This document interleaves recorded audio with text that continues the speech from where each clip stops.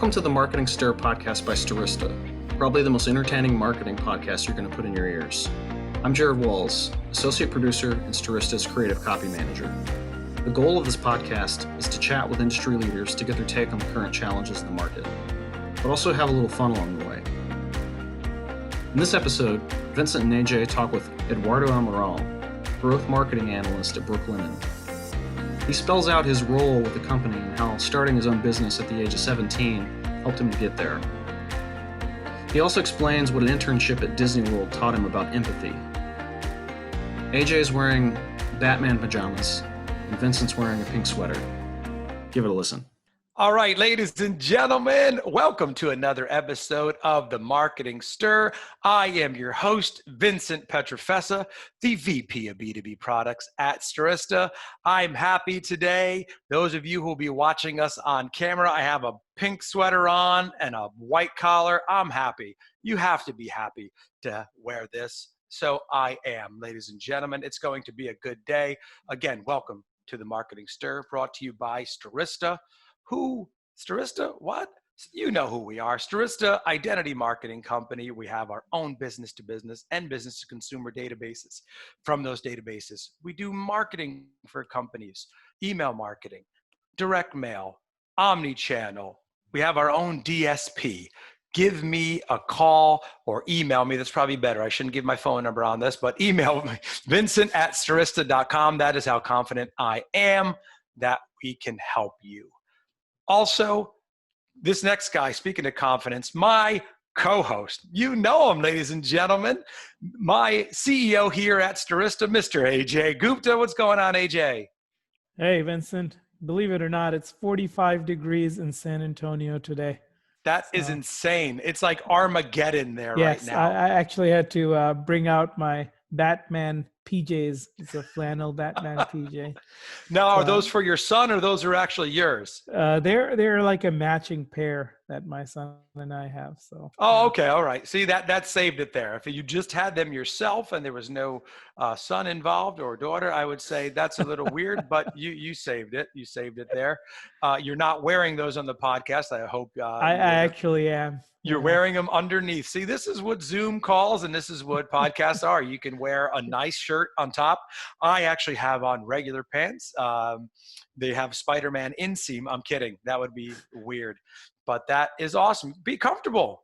Yeah. You are the CEO of this company. You have a lot of work to do each day. I commend you for that. So there's no point being cold, No, there's no point being cold. And that's why you live in San Antonio, because it's like 103 degrees in December. Today is a weird day. It's a weird day. It's a weird day. I get it. I get it. But what's not weird is our next guest. That's a weird transition into this. I don't know. What's a weird transition? You know what I love? We're not sure, but we think. We're not sure, right? We'll explore it even more. This is a first, at least for me on the podcast. Ajay, you've experienced this before, but this is the first guest and brand that we've had on that I am an actual customer of before this. We've talked to some amazing brands and, oh, wow, that's some cool product that we've now become customers of theirs, like Gorjana Jewelry. You experienced this because you were already a customer of the Farmer's Dog for one of your little dog there. So I am a customer, a proud customer of this next company, Brooklinen. Have you heard of them? You certainly have heard of them. If you live in New York City, you see these cool ads on the subway, you know them. So I actually own quite a bit of sheets from Brooklinen. They're stylish, they're comfortable. I love them. And we're going to love this next guest. Ladies and gentlemen, he's normally based in New York. He's calling in from Chicago. He is the growth marketing analyst at Brooklinen. Ladies and gentlemen, Eduardo Amaral. What's going on, Eduardo? Hey, Vincent. Hey, Ajay. Thank you so much for having me. Excited to be here. And I know that intro is a little crazy. It's like, who knows? Let's get weird together on this podcast. That's what we do. Let's get weird on the Marketing Stir. As weird as you could get talking about marketing. But thank you so much, Eduardo, for joining us. You and I had the opportunity to speak. Wow, it seems like a couple months ago already. Yeah. Right? And it's been a while. It has been a while. Thank you so much for joining us today. I was extra excited about this podcast because I could legitimately talk about the brand, and I could legitimately talk about as a user. That hasn't happened yet, like I said. But for those of you out there, those are the people watching and listening, tell them, Eduardo, about Brooklinen. Yeah, absolutely. So Brooklinen started in 2014, and the goal was to sell sheets at an affordable price, luxury sheets at an affordable price, because sheets at the time were extremely, expensive and not very accessible for the general population. So if you wanted to buy really good sheets, you'd have to really spend a lot of money. And the idea was to go direct to consumer and just cut out the middleman and be able to sell great quality home goods at an affordable price. Yeah, and they are. I own 2 pairs of sheets, couple pillowcases, comfortable, right to your door. Customer service also very good. I'm not just saying that. Also, talk to us within your role, growth marketing analyst. Like we've been hearing growth marketing a lot. 4 years ago, Ajay, I didn't hear this title. I don't know if you have, but we've been hearing it a lot with some people on our podcast. So talk to us about what you do within Brooklinen. Yeah. So growth marketing basically means you're prospecting, you're acquiring new customers. So that's my goal at Brooklinen, and the channel that I focus the most on. Channels, because I focus mostly on social media marketing. So Facebook, Instagram, Snapchat, that kind of stuff. So my main goal at Brooklinen is to scale social media marketing and acquire new customers through those channels. And yeah, that's basically it at a cost that we can afford. And Eduardo, what does the growth team look like at your company? How many people are there, or is it just you? Yeah, no, absolutely. So the growth team actually has grown a lot over the past few years. Definitely not just me. I think now we're at about close to 15 people, I would say. Oh, wow. Yeah, so it's a pretty big team. When I joined the growth team, I think I was the fourth person on the growth team, besides the VP. So it's a pretty big team now. So we have people that take care of the podcast, radio, and then TV, and then it really depends, Google. So it really depends on the channels. Yeah. Gotcha. And tell us a little bit more about your background before you started the company. And my producers noted you started your own startup at the age of 17. So would love to learn about that as well. Yeah. So I studied business for my undergrad, and at the time, it was my first year in college, and I was very fascinated by the idea of entrepreneurship, mostly because of innovation. And I thought, breaking the status quo, and I was a huge Steve Jobs fan, and I was like, okay, like if they can do it, I think I can do it too. But the way that I started, I think this is a lesson of what not to do. I had an idea with a friend of mine, which was to build, like a social network for recommending products. So let's say if I recommended a product to a friend and that person bought it, then I would get a discount from that store. The problem is we started by building the whole platform. We did not focus on having like a minimum viable product or anything like that. And we ended up building something that we could not get traction for later. And I think after that experience, I made my life's mission to understand how to growth market. And here I am now. Yeah. That's awesome. And then, so tell us about it. You grew up you're from Brazil, right? And you started your education there, and then you came to the U.S. Tell me about that. Yeah, absolutely. So yeah, I was born and raised in Brazil. This is now the third time I live in the U.S., but I mean, most of my life I spent in Brazil. And I came here last time in 2017 for grad school. I'm in grad school now. I'm finishing my master's in media management, so nice. Very related to what I do for work. And then I mean, long story short, I ended up getting a job here and getting a work license through school, and everything just started moving really well. So yeah, feeling really happy and grateful to have this opportunity to work at a company like Brooklinen. That's cool. Now, Eduardo, did you start looking for jobs while you were getting your master's to kind of line it up afterwards? Because there's not many people who have full-time jobs, especially in the field that they're studying while taking their master's. So what was kind of how did you get to Brooklinen? It was a lot through connections. I knew, so yeah, I mean, I can just say it. So my ex-girlfriend's dad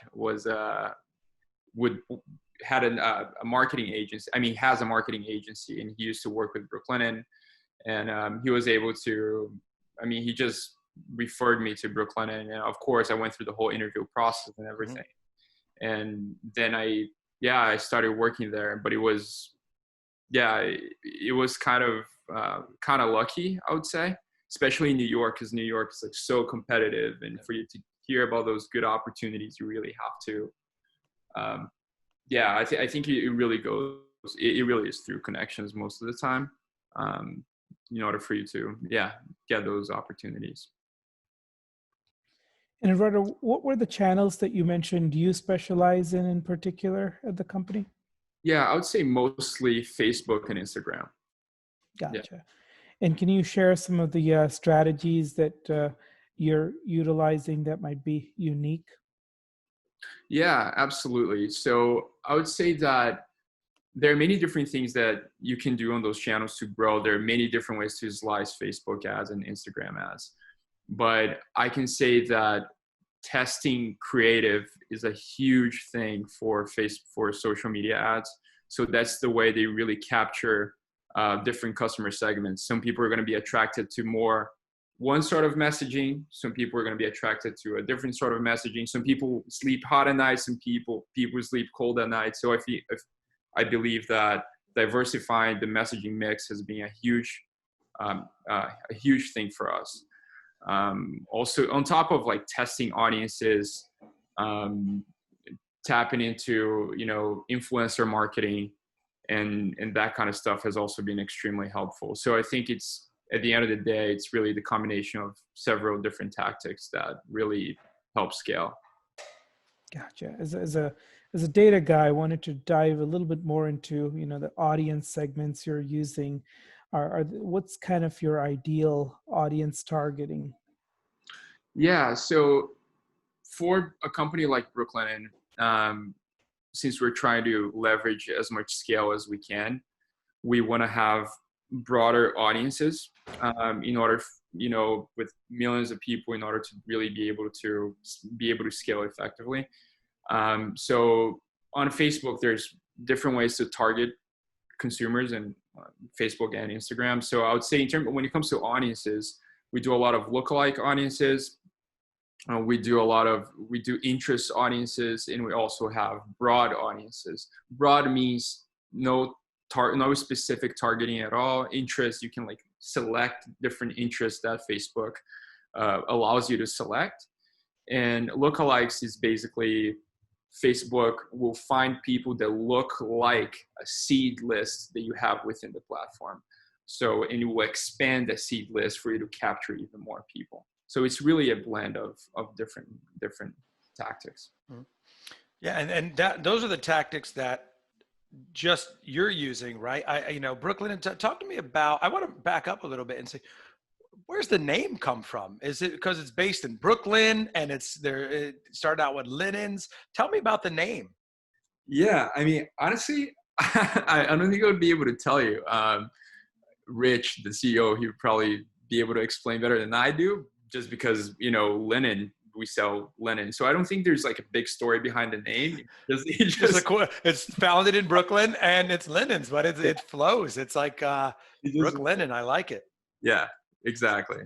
So did they start, did they really start kind of in New York, I felt like it was local because I discovered Brooklinen sitting on the subway, as you've done hundreds of times, thousands of times, right? I've seen subway ads for Brooklinen, and that's what kind of, it works, right? And that's what made me, we were looking for new sheets and we didn't want to go to the store. We have small children. I was like, I got to go to the store for sheets and they're going to be expensive.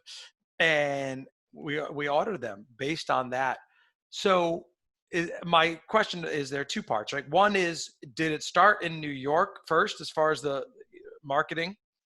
And then what are some other channels on top of social that you're using? Are you doing OTT, connected TV, email, as far as the whole marketing approach? Yeah, no, absolutely. So yes, the company started in New York. And I'm pretty sure, I think started in Brooklyn. I'm not 100% sure, but it definitely started in New York. And yeah, like you mentioned, you brought up Subway. So that's like one of the channels that made Brooklinen extremely successful, especially in New York, because it drove so much word of mouth for the company.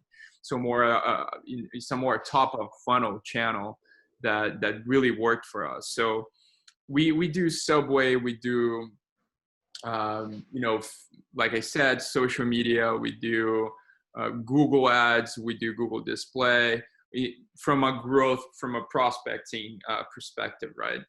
And we also, when it comes to from a retention perspective, so just also want to say that, so Brooklinen has a growth team and it has a retention team. So the retention team, the main goal is to keep providing current customers with value. So just showing different products to them. So when it comes to the retention team, channels like email, SMS, those are extremely important in order to keep in touch with customers. So it's really a mix of growth and retention that really make up the growth of the company. Yeah. Eduardo, you did quite a few internships before you started full time. So tell us a little bit more about what that experience was like and if that's something you recommend to college students. Yeah, absolutely. So I think, I know this sounds a little kind of, doesn't really make sense, but to me it does. Like when I actually worked in sales before, and I actually had an internship when I was 18, and I worked at Disney World for 6 months. And I was like selling stuff at a store, and that made me really try to understand what people wanted, like made me be much more empathetic towards consumers and understand like the different questions that they may have and all that stuff. So I feel like, to me, the background that I had in sales really helped out when it comes to marketing. It really helps you think on the other, side of the coin, because nowadays when you think about growth, it's all about numbers all the time, right? Like your CACs, your ROAS, and all of this stuff, and I feel like many times people forget that there's a person on the other side. So I think I've always had this very strong sales side, which is like, okay, I'm talking to a person, like how can I make our ads actually interesting? Would I actually care about seeing this? So I think that really helped me out. Yeah. Great. And then what's been kind of a highlight of your work career so far? That's something you've been really proud of. Yeah, honestly, I think it's the scale that we're able to drive for social media channels of the company. We really were able to scale it dramatically this year. It's been very rewarding. I really think it's not, like a major growth hack. I think it's really the incremental small tweaks and optimizations that you do over time that really add up at the end of the day. So I would say just overall scale. And Eduardo, what would you say has changed in your role in the last 6 months, 8 months during this pandemic? Have you had to shift focus and a bigger emphasis on something else? Talk to me about that. Yeah, definitely. So I think I kept a very much more like of a closer eye to macro environmental metrics. So like, let's say the cost to advertise on Facebook that really oscillates based on competition. So once the economy, starts warming up again, the cost will probably go up too. So that kind of stuff, I really kept a close eye on. Also, just conversion rates for different products. Loungewear that we were talking about before, it's, the clothing line by Brooklinen, that we really pushed that on social media channels during the pandemic, way more than we've ever done, because people were looking for comfortable clothes to stay at home. So really keeping an eye on scale for different products and making sure that we did the right optimizations to be able to scale. So I think that was a major thing. And also, like, when it comes to on the creative portion of things on Facebook and Instagram, I think we tweaked our messaging a little bit with more like stay at home messaging. Also making sure we're addressing some concerns that were not there before, like, let's say, shipping time, the fact that we have great customer service. So actually acknowledging that on our ads was something that helped resonate with consumers.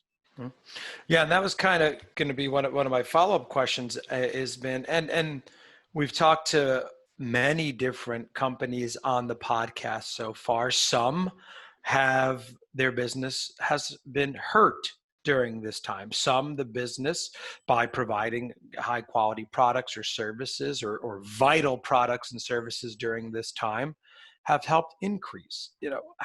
What has Brooklinen been like? I would imagine, now this is my take on it, tell me if I'm wrong. I'm home, everyone's home, and I'm constantly reassessing. I'm like, oh wait, I think I need new sheets. I think I need a new sofa. You're at home more and you want to make it the most comfortable. Has that been the same for Brooklinen, where have you kind of seen an increase in some of the products and services that you're selling? That's spot on. Yes, because since we are in the home goods space and people are just staying more at home, our products just naturally resonate with many more consumers. Also, people that were not shopping online before, people that would just go to brick and mortar stores now are, ended up going into the e-commerce market and started shopping. So not only our products resonate, the customer pool became bigger. So that helped us scale. And absolutely. So from an external market perspective, the conversion rate definitely increased, and we were able to effectively market to those consumers, especially like sheets, our loungewear products that I was talking about before. So Eduardo, what's exciting? Any big company news that is going to be coming out in the next few months? Company news that is going to be coming out in the next few months. I think the biggest company news for me would be to go back to the office next year. I mean, the company now is going to we got a new office in Dumbo, so I'm very excited about that. We'll be going back to the office probably around, I don't know, mid-year next year. I don't know when this whole thing will be over, but fingers crossed. Yeah. And how have you been kind of holding up during the pandemic personally? Did you take up any new hobbies? No new hobbies for me. I think I decided to travel a little bit. So yeah, I'm in Chicago right now. So I live in New York City, but I was kind of tired of New York, and I was like, let me explore a different city. And I mean, Chicago is great. I mean, I don't know if you have been there, but been here, but it's a great city. Yeah, I had my bachelor party in Chicago about 7 years ago. It's nice. Like, the architecture is really nice. There's great food. Yeah, we haven't, that's also a first. We haven't met too many people who are kind of traveling right now on the podcast. It's, our flights cheap, our flights, our hotels even open. I hope hotels are open because my in-laws are coming in this weekend to help us move. So I hope they're open and not staying with us. But what's the travel experience been like? It's been good, honestly. I mean, it's been good. I mean, people here, of course, being extremely careful with the whole COVID thing, but it's honestly, yeah, I thought it we could have like some hiccups, but not so far. I mean, it's actually been super smooth.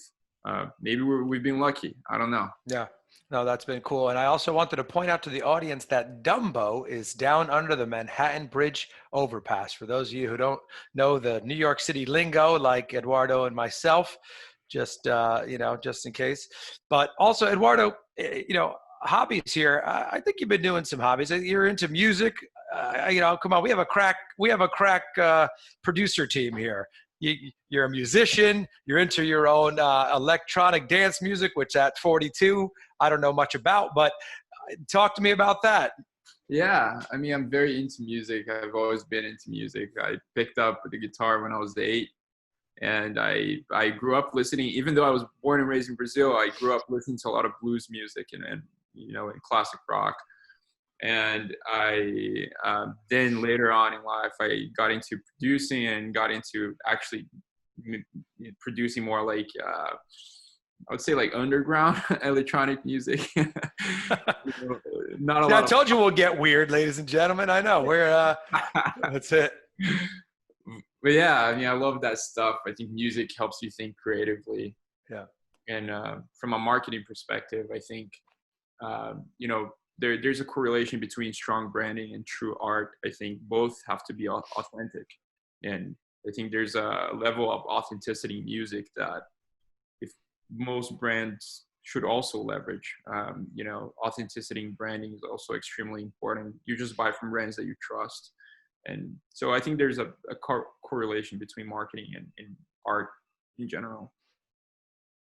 Yeah.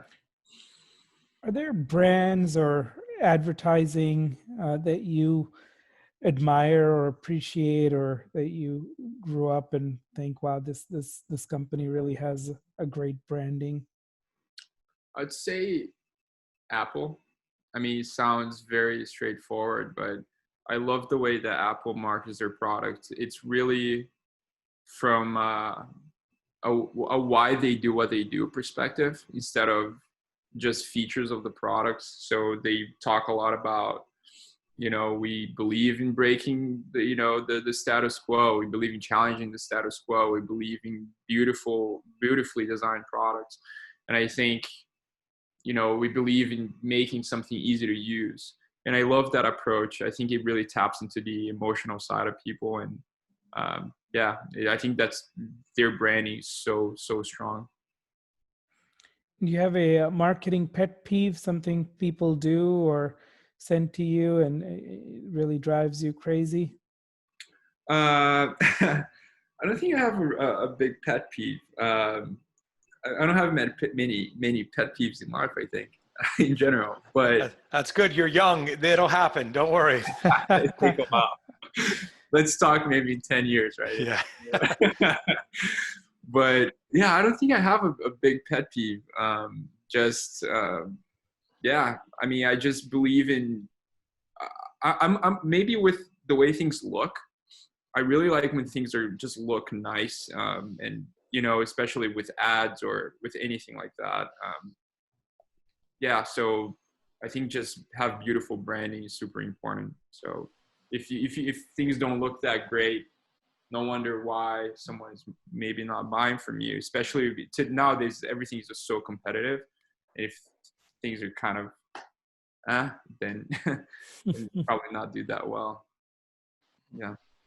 Yeah. I feel like, now brands really have to set themselves apart. I'm a big fan of like personalization, right? Knowing a little bit about me, getting my name right in an email. Just customer service is huge for me.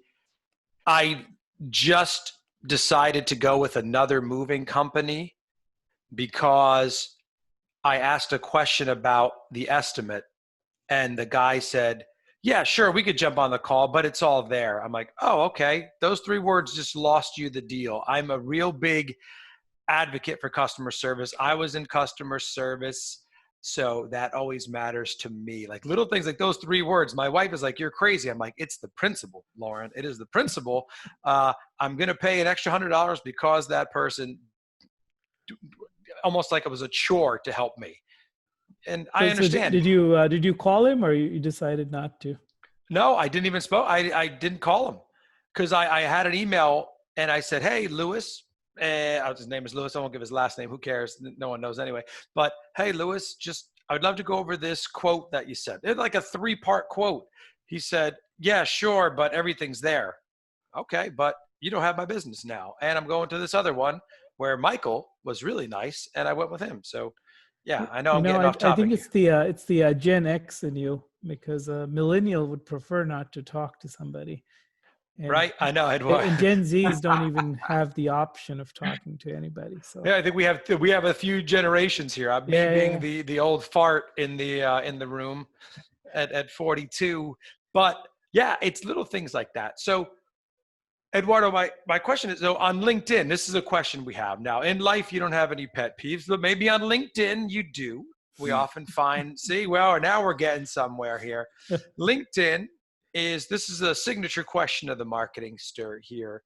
When someone reaches out to you, right? What is a message that gets your attention?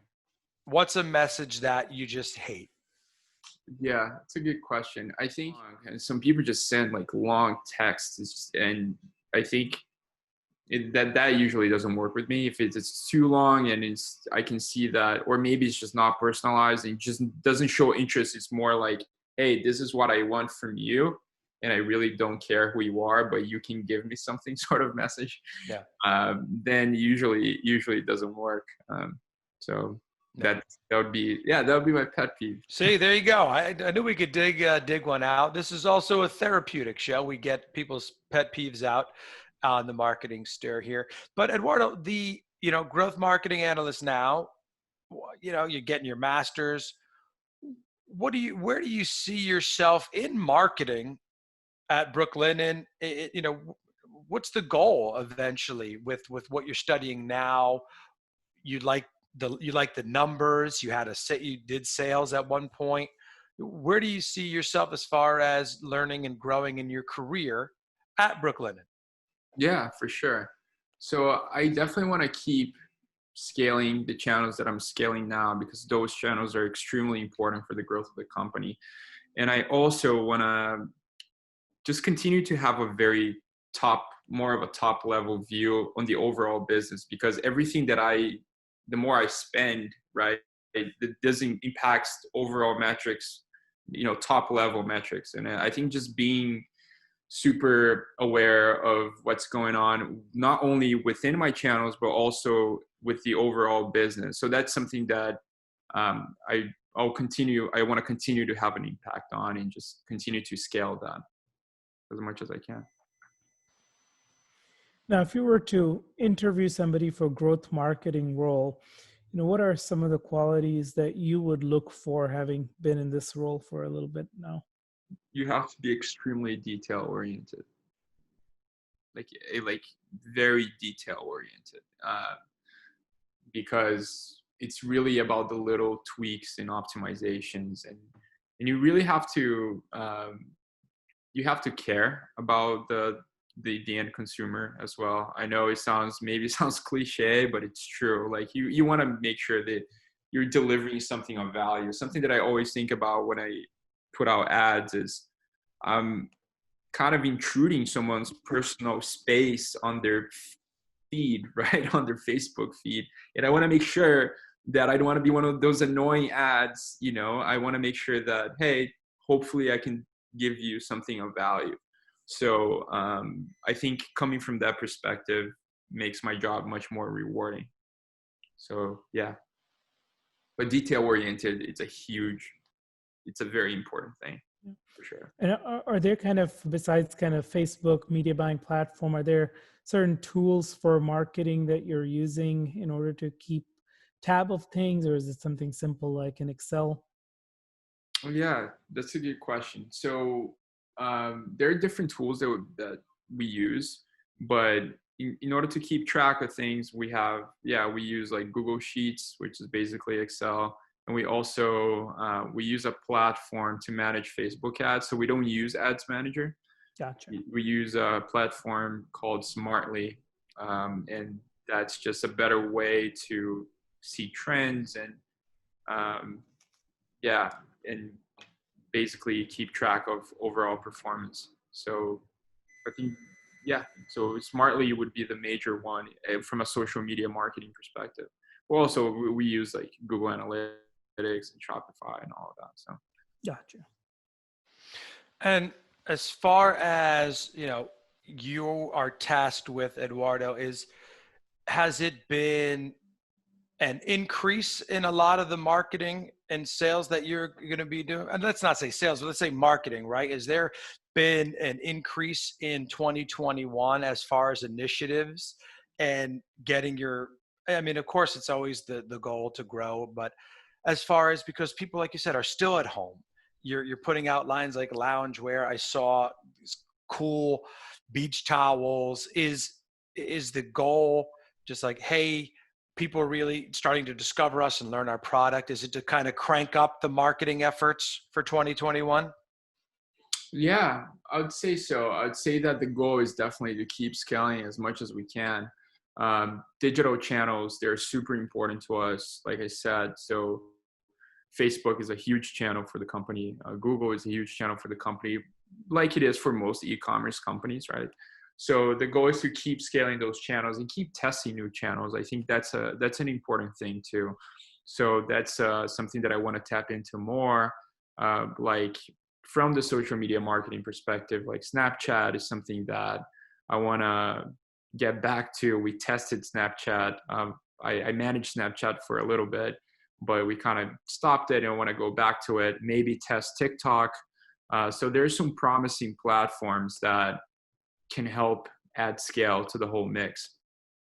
So the goal for 2021 is to continue to test different channels like we've always done and continue to just scale the current channels that we operate on. And just two more from me, and then we'll wrap up here just to get you out of here. We appreciate you spending some time with us today and spending time talking about a brand, again, that I very much care about and am loyal to. Eduardo, we like asking questions like this to our guests. Are there any books, TV shows that you've read, that you've either read and watched that are just enjoyable or helpful in your career that you can mention to people? Yeah, so I think The Lean Startup is a very important book for anyone to read. Anyone that's in business that works at a startup or that wants to create their own business. So that's the book that I read right after my business failed when I was 17. And I literally took notes on that book. And it's called The Lean Startup. The author, I believe his name is Eric. I don't want to say his last name wrong. I think it's Rice, something like that. Anyways, but it's an incredible book. It really shows you how to think about testing things quickly and not, and just moving quickly at a startup when you're creating your own business. And also you have more of an understanding of how important it is to have actionable insights, right? For everything that you do, before you ask yourself any question or anything that you want to know, anything that you want to do, what are you going to do with that information, right? Like, what are you going to test? And how quickly you can do these things, learn from the consumers and iterate on that. So yeah, I love it. The Lean Startup. Great. Yeah. And then a final thought, closing thought, quote, words to live by from you. There's a quote. There's by this advertiser from the 60s. I like reading about advertising, like old school stuff, like from William Burnbach to, like Howard Gossage. And this guy's, his name is Howard Gossage. He's an advertiser from the 60s. He was known as the Socrates of San Francisco. And being interesting sounds so simple, but it's so not simple. And if brands can be interesting, right, have interesting branding and really resonate with consumers from a rational and emotional standpoint, I think that then they have a shot. So I'm yeah, I'll leave it at that. I love it. That's a great thought. I like talking to you, Eduardo, because you're obviously a young guy, but you're an old soul, man. I feel like that old soul vibe. Not many people your age reading, studying up about advertising in the 60s. I love it. I love what Brooklinen is doing. Check out Brooklinen at brooklinen.com. That is Eduardo Amaral. He is the growth marketing analyst there at Brooklinen. Thank you so much for joining us. We appreciate the time. Love the brand. I am Vincent Petrofessa. That's Eduardo. He's Ajay. This has been the Marketing Stir. Thank you so much for joining us, and we'll talk soon. Thanks for listening to the Marketing Stir podcast by Stirista. Please like, rate, and subscribe. If you're interested in being a guest on the podcast, email us at themarketingstir@stirista.com. And thanks for listening.